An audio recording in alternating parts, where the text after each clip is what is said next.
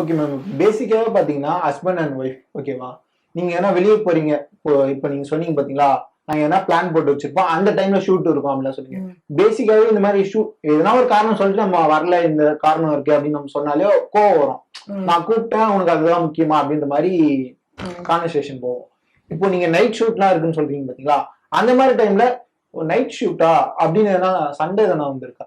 இல்ல ஃபர்ஸ்ட் வந்து நான் சொல்லிடுவேன். இதுதான் ஃபேக்ட். நான் வந்து ஃபர்ஸ்ட் நேர்ல உட்கார வச்சு பேசுவேன். இந்த மாதிரி ஷூட் இருக்குன்னு சொல்லியிருக்காங்க. அந்த ஷூட் பர்சன்ஸ் யாரோ மோஸ்டா ஃபோன் பேச வச்சிருவேன்.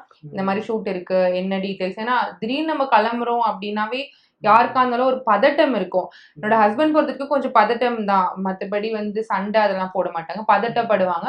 ஸோ நான் வந்து உட்காந்து பொறுமையா எக்ஸ்பிளைன் பண்ணுவேன். ஓகே இந்த மாதிரி நான் போயிட்டு நாளைக்கு வந்துருவேன். 2 டேஸ்ல வந்துருவேன்னோனே, சரி ஓகே பத்திரமா போயிட்டு வா. நம்ம சொல்ற விதத்துல தான் இருக்கு. ஸோ அதனால பெரிய சண்டை அப்படிலாம் எதுவும் ஆகாது. கொஞ்சம் மேனேஜ்